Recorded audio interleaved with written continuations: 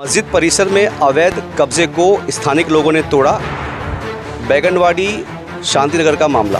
लेकिन मस्जिद के परिसर के अंदर जो चौकीदार के तौर पे रहते थे वो चरस गांजे का सेवन करते थे। हाँ, चरस गांजे का सेवन करते थे उसके अंदर ही। कल जुम्मे बाद तो ऐसा हो गया, जब बांधकाम देखी तो पब्लिक नमाज से निकली है तो पब्लिक भी पूछी भैया ये क्या हो रहा मस्जिद के अंदर। बोले भाई वो अवैध तरीके से बांधकाम है। तो पब्लिक जाके सब टूट पड़ी, सब तोड़ दी। वजह यह है कि एक आदमी को रहने के लिए जगह दी है, वो 10 जनों को अंदर घुसा के पूरा मस्जिद की जगह को कब्जा कर लिए। जमीन कब्जा करने के लिए यहाँ सब बैठे हैं। अपने से सिर्फ एक बूढ़ा बूढ़ी के लिए जमीन दी कि इन लोग चले चौकीदार की तरह इसमें रहेंगे, लेकिन वो क्या धीरे धीरे कब्जा करते चले गए, बढ़ाते चले गए। 40 में एक रूम था, पूरी पब्लिक से पूछ सकते हैं, उसको भी बेच के वो लोग इधर बढ़े। भाई का घर बेचवा के भाई को यहाँ बसा, भतीजे को यहाँ बसा, सबको यहाँ बसा। साहब हम 90 से यहाँ देख रहे हैं, इसमें नमाज होती थी 90 से हम देख रहे हैं, उससे पहले से भी इसमें नमाज होती थी। अब इन लोग का खुद का घर है, खुद का घर है, घर खाली करा करके जाए। खुद का घर है, भाड़े से लगाई से यहाँ पर है ना खुद का घर, कितना घर बेची है। सदर मरने के बाद में भी इन्होंने अभी 1 साल हो रहा, उसके नाम पे इन्होंने मीटर लगाया चोरी। इनका एक आदमी है जो सुबह से शाम तक चंदा करता है मस्जिद के नाम पे, जबकि उसका यहाँ कुछ नहीं है। दिन भर चंदा करता है अनलीगल। और क्या बोल करके चंदा करता? मस्जिद खलंदिया बोलता हमारा मदरसा है। कितने बच्चे पढ़ते? मदरसे उसके एक भी बच्चे नहीं पढ़ते। दारुल बोल के बीएमसी से फ्री पानी लाता था और उसको 5 रुपए कैन से बेचता। जब पानी की तकलीफ थी यहाँ पर वो 5 रुपए कैन से बेचता था। और ये दारुल बोल के ये चंदा करता था। ये उसकी पौती है, ये उसकी पौती है। देखो कौन? और मोहर्रम अली, उसका नाम है वजूल कमर। उसके ऊपर 307 का केस, 326 का केस और 324 चैप्टर। उसके ऊपर तो कम से कम मोहल्ले से 25 से 30 उसके ऊपर FIR भी है। ऊपर कंप्लीट हो जाएगा।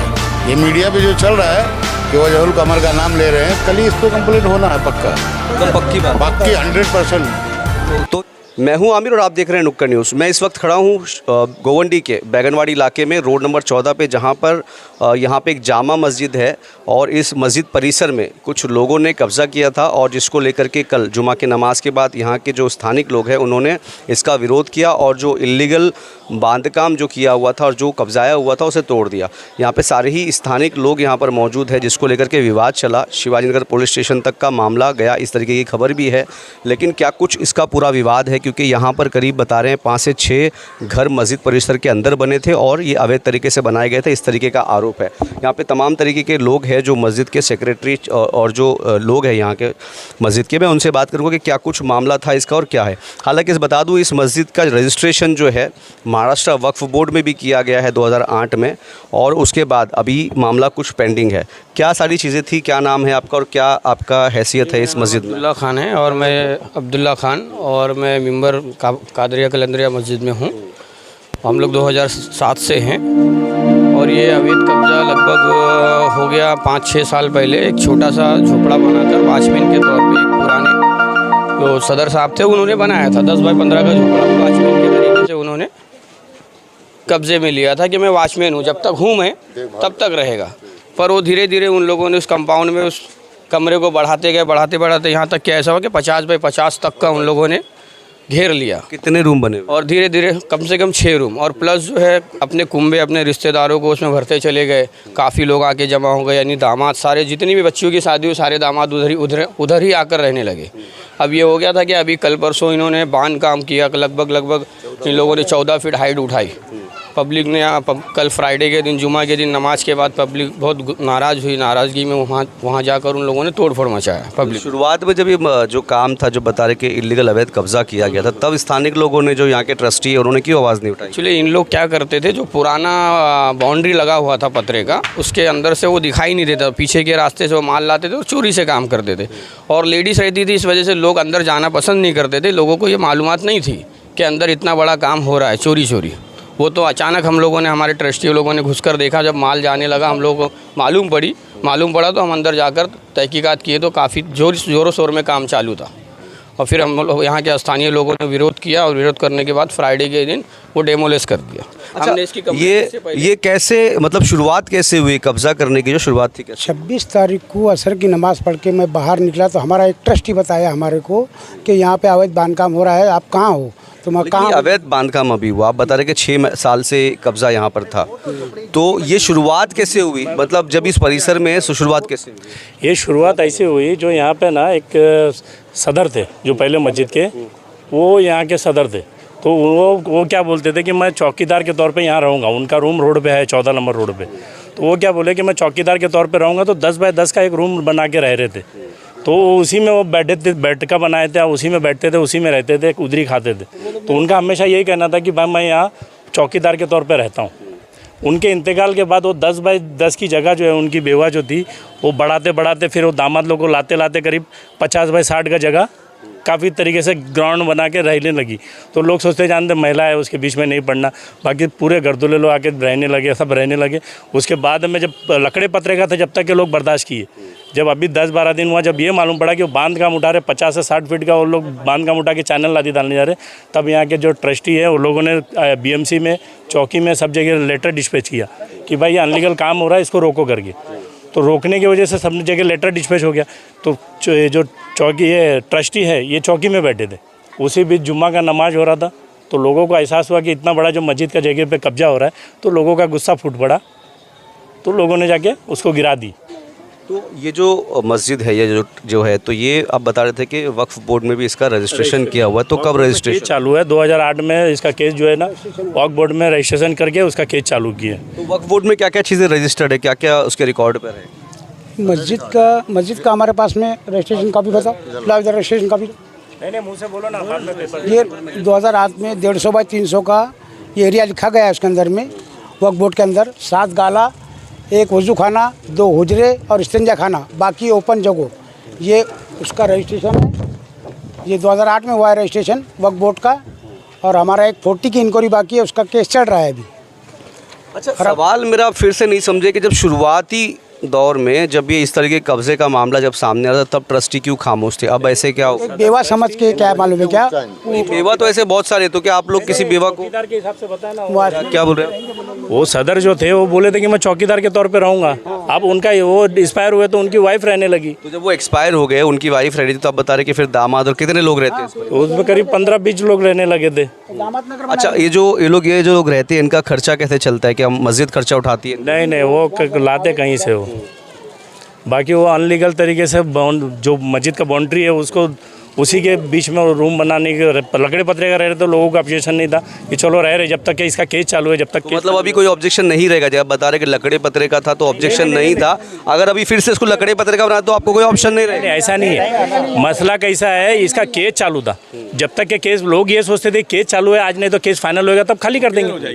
तो जब तक केस रहेगा, तो जब तक ना एक लकड़ी हिला सकते ना लगा सकते, ये सोच के लोगों ने छोड़ दिया था कि जब तक केस चालू है, अगर फाइनल होएगा तो कोर्ट से ऑर्डर आएगा तो अपने आप खाली हो जाएगा। ये सोच के लोग कुछ नहीं बोले थे बस।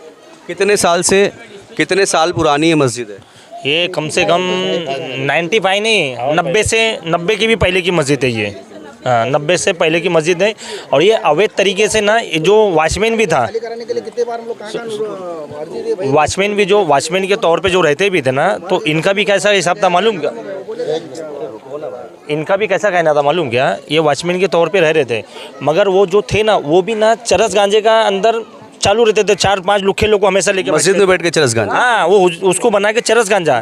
तो अच्छा, पहले मस्जिद के उजरे में बैठ के चरस गांजा, वो अलग वो जो झोपड़ा जो बनाया। लेकिन मस्जिद के परिसर के अंदर जो चौकीदार के तौर पे रहते थे, वो चरस गांजे का सेवन करते थे। हाँ, चरस गांजे का सेवन करते थे उसके अंदर ही। तो उस बारे पे उनको बोला, उसी टाइम पे आपने मस्जिद के अंदर इस तरीके से जो चीज़ें हो रही थी, तभी क्यों नहीं आपने उसको निकाला? लोगों ने बहुत बोला था। तो कैसा था, थोड़ा सा वो दबंगगिरी की बात करता था, तो पब्लिक यहाँ पे एकदम रोज़मर्रा वाली है, तो उसने उतना वो नहीं किया, एक्शन नहीं लिया था। मगर वो ऐसा हिसाब हो गया था। अब तो उसके दामाद और बेटी की जो बहू है, उधर बोलने के लिए आदमी, इसके लिए मस्जिद वाले लोग नहीं जाते थे। भाई कभी भी कपड़ा फाड़ दे, तो ये बोले मस्जिद के अंदर है, तो किसके ऊपर भी नाम आ सकता है ना। तो आदमी अपने बचाव के लिए ज़्यादा करके उसमें नहीं जाता था। मगर कल जुम्मे बाद तो ऐसा हो गया, जब बांधकाम देखी तो पब्लिक नमाज से निकली है, तो पब्लिक भी पूछी भैया ये क्या हो रहा मस्जिद के अंदर? बोले भाई वो अवैध तरीके से बांधकाम है। तो पब्लिक जाके सब टूट पड़ी, सब तोड़ दी। पुलिस की कंप्लेन हुई थी, पुलिस यहाँ पे आई थी कुछ चेकिंग करने के लिए, कुछ चीज़ें तो लिए?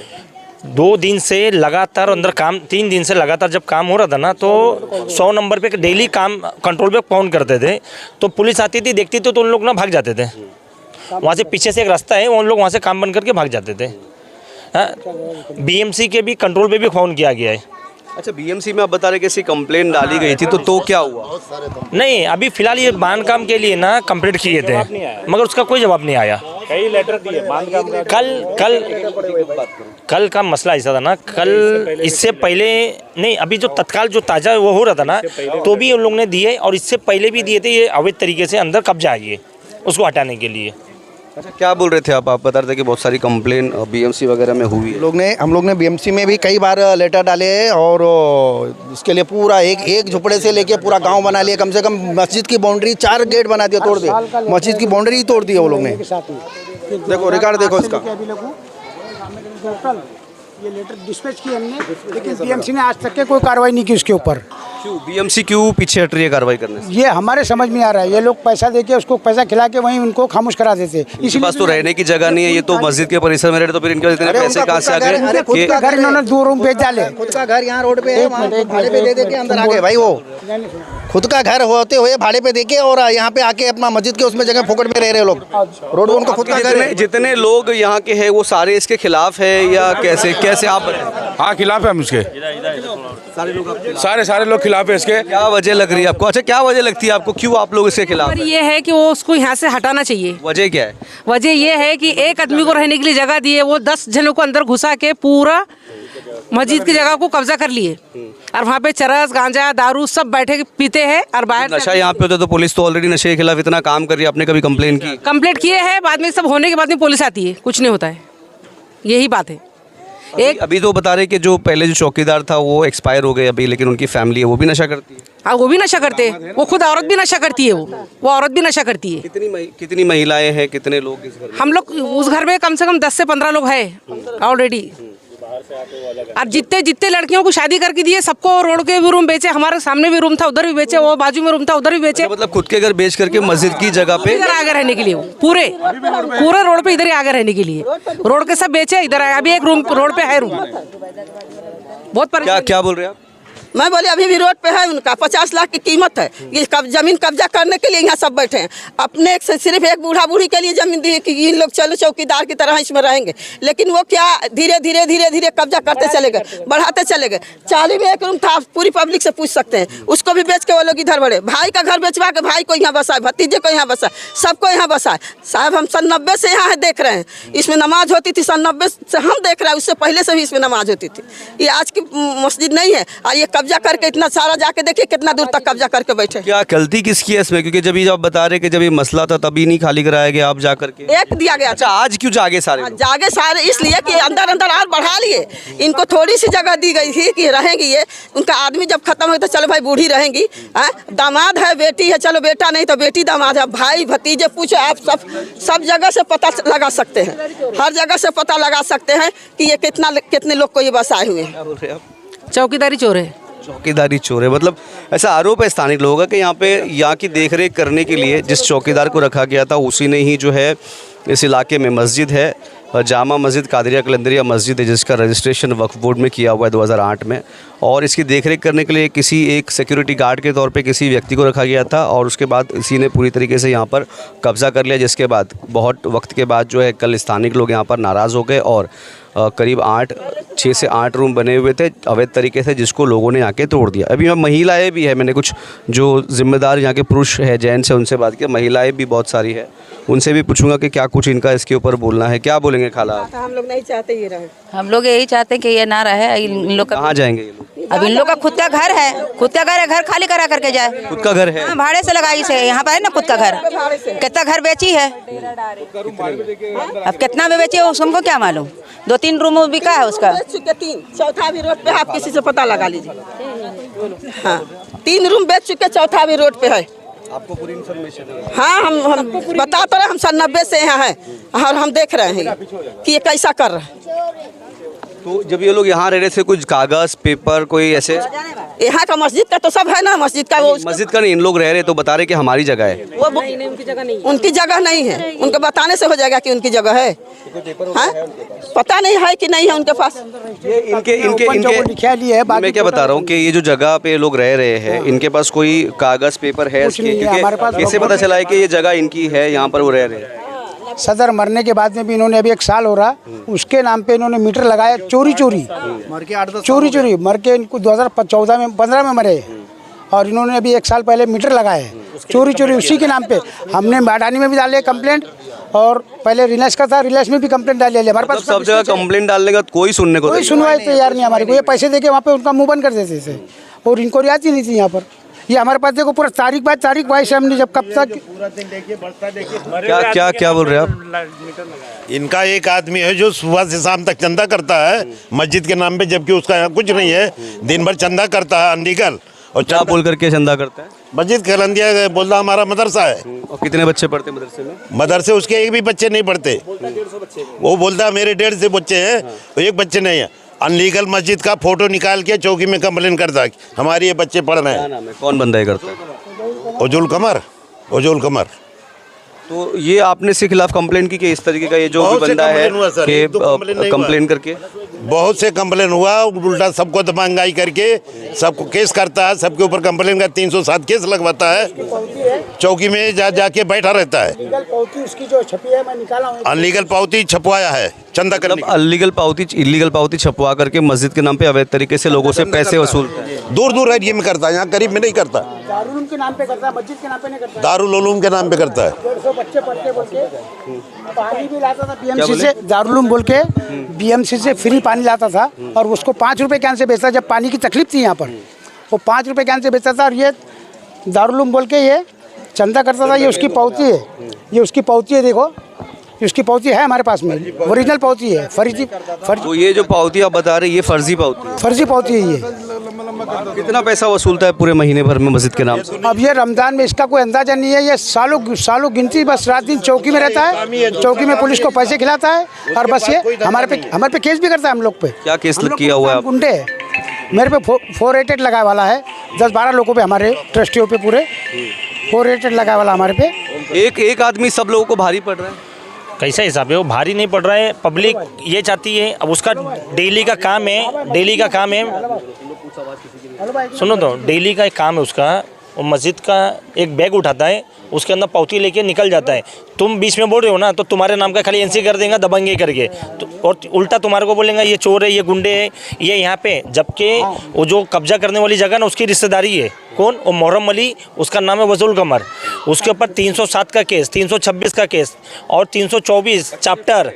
हाँ, उसके ऊपर तो कम से कम मोहल्ले से 25 से 30 उसके ऊपर FIR भी है।